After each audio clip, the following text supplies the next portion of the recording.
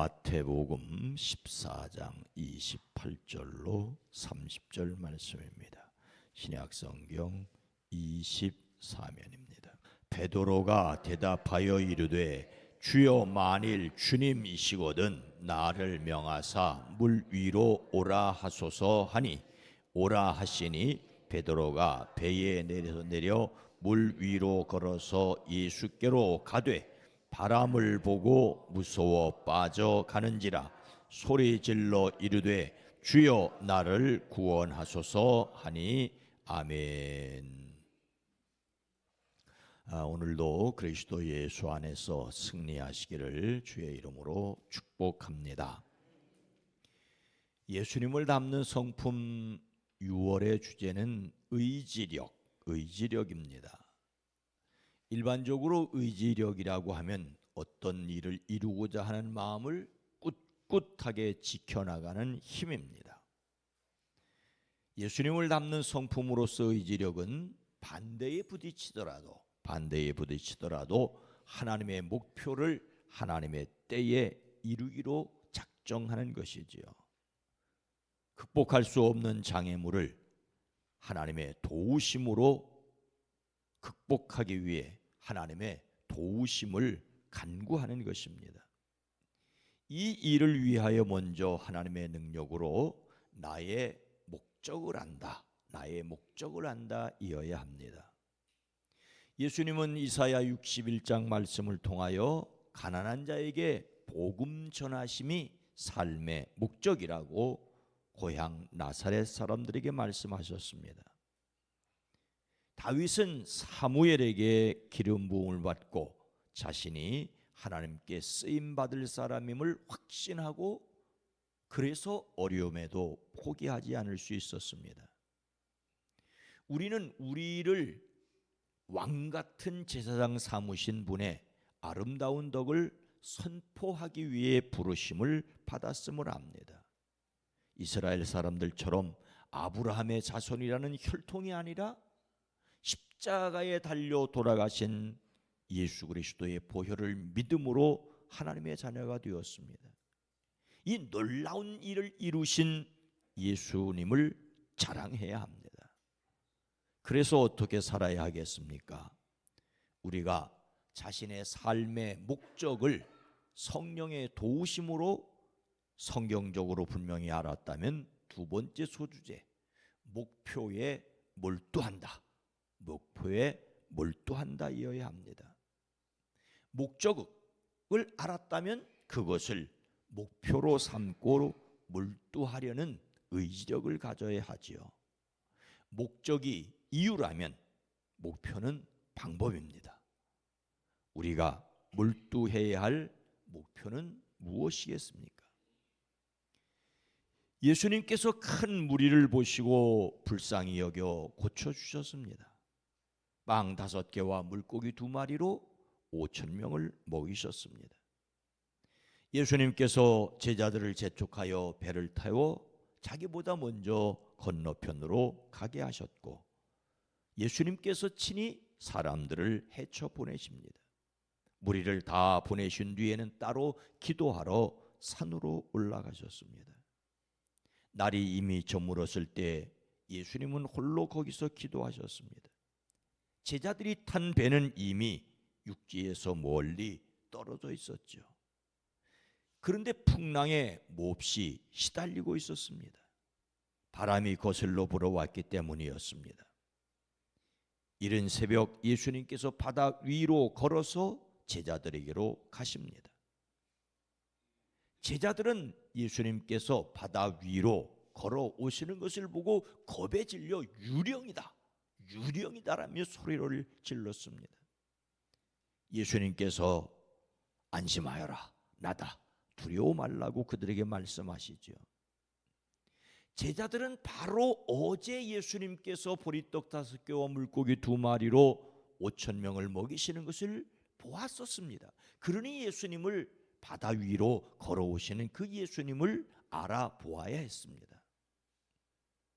예수님을 알아보지 못하는 참으로 어리석은 제자들이지요. 그런 가운데 베드로는 역시 베드로다웠습니다.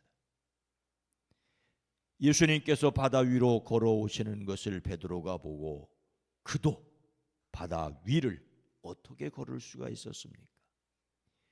베드로가 대답하여 이르되 주여 만일 주님이시거든 나를 명하사 물 위로 오라 하소서 하니 오라 하시니 베드로가 배에서 내려 물 위로 걸어서 예수께로 가되 다른 제자들은 바다 위로 걸어오시는 예수님을 보고 유령으로 알고 겁에 질려 소리를 지를 때 베드로는 주님이시면 나더러 물 위로 걸어서 주님에게로 오라고 명령하여 주십시오라고 말하지요.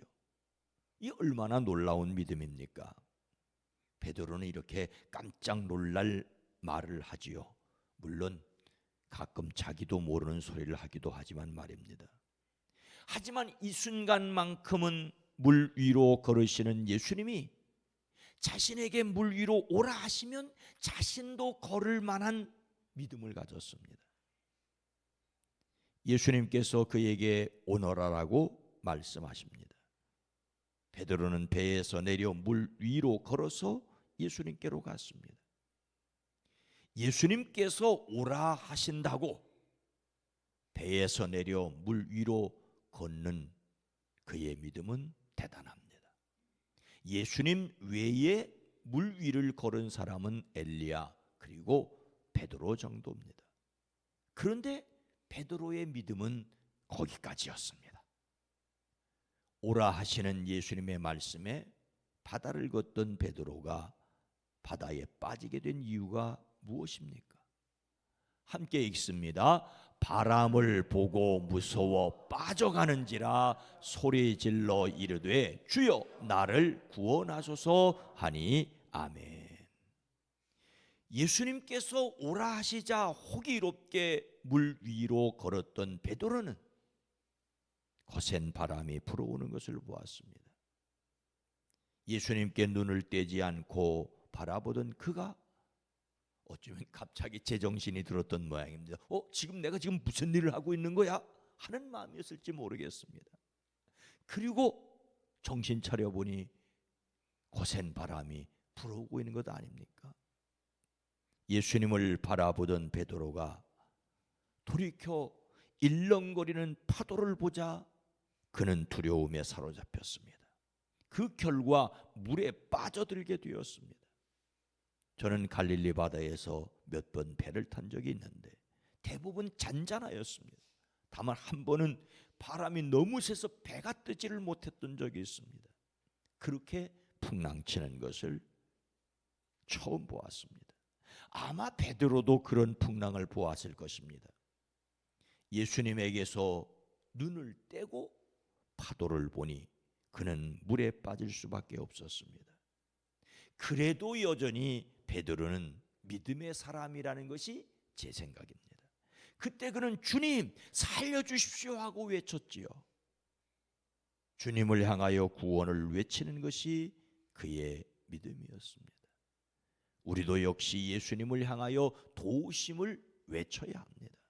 비록 바람을 보고 물에 빠져 들어갔지만 주여 나를 구원하소서 하고 외치자 예수님께서 곧 손을 내밀어 그를 붙잡아 주셨습니다. 넘어지고 쓰러지고 죄악에 빠질지라도 지체하지 말고 예수님의 구원을 간구하는 사람들 되어지기를 소망합니다. 간절한 기도는 주님의 능력을 힘입는 통로입니다. 우리가 오늘 말씀에서 만나는 베드로는 한편으로는 믿음 있는 사람이었습니다. 다른 제자들이 다 예수님을 유령이라고 할 때 그는 홀로 주님이시라면 나더러 물 위로 걸어서 주님께로 오라 명령하여 주십시오라고 말하였습니다. 더욱이 그는 예수님이 오라 하시자 배에서 내려 물 위를 걸었습니다. 그리고 물에 빠지자 주여 나를 구원하소서라고 하였습니다. 이만하면 대단한 믿음의 사람이 아닙니까? 그는 예수님의 말씀에 순종하는 동안은 예수님을 바라보는 동안은 믿음의 사람이었습니다. 우리도 예수님께서 오라 하시면 가고 행여 실수하여 넘어질 때도 예수님의 도움을 간구하는 사람들이기를 주의 이름으로 축복합니다. 오늘 말씀을 마음에 새기고 자신이 세상 풍랑을 보고 두려워하지 않기 위해 실천해야 할 것이 무엇이겠습니까? 베드로는 말씀에 바다 위를 걷고 물에 빠지게 될 때 구원을 기도하는 믿음의 사람이었습니다. 그런데 물에 빠진 베드로에게 예수님께서 곧 손을 내밀어 그를 붙잡고 말씀하시죠. 믿음이 작은 자여, 왜 의심하느냐? 예수님은 그에게 믿음이 적은 자라고 하십니다.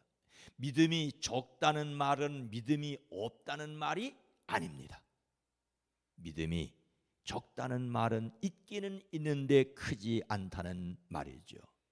여기서 믿음이 적다는 말은 예수님께 신뢰가 부족하다는 뜻입니다. 예수님을 유령이라고 생각하고 배에 머물러 있던 다른 제자들은 바다 위를 걸을 믿음이 없었습니다. 배에 있던 사람들은 예수님과 베드로가 배에 오르자 바람이 그치고 비로소 무릎을 꿇고 선생님은 참으로 하나님의 아들이십니다라고 고백을 하였습니다.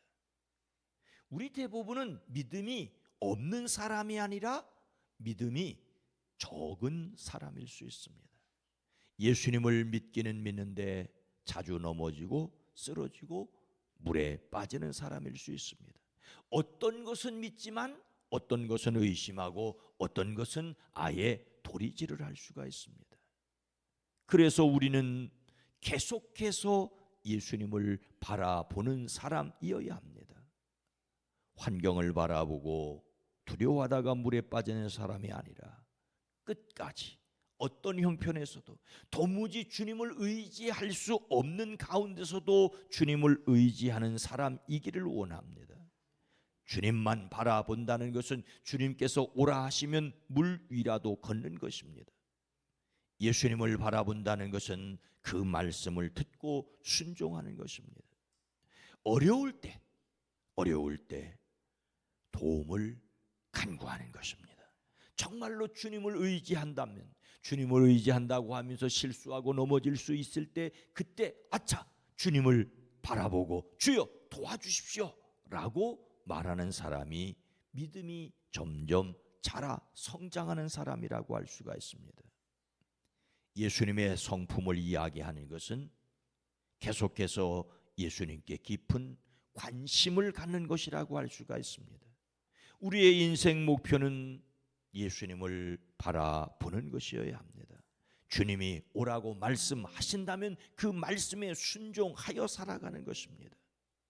성령의 도우심으로 더 많이 전적으로 예수님을 깊이 생각하는 저와 여러분 모두가 되어지기를 주의 이름으로 축원합니다.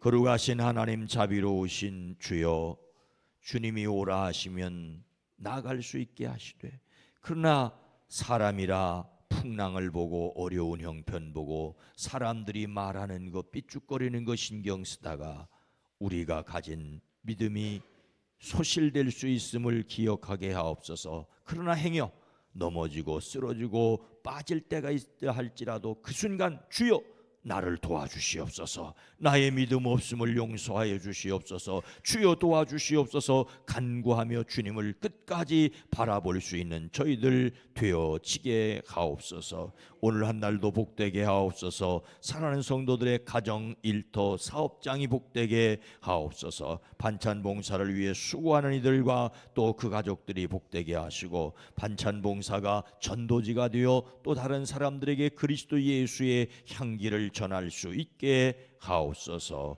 예수님의 이름으로 간절히 기도드리옵나이다. 아멘. 오늘 말씀을 생각하며 예수님 바라봄이 인생이 되어지게 하옵소서. 우리 교회가 하나님의 말씀을 전심으로 듣고 들려주는 교회, 세상이 하나님 중심의 인생임을 깨닫게 되기를 위해 기도합니다.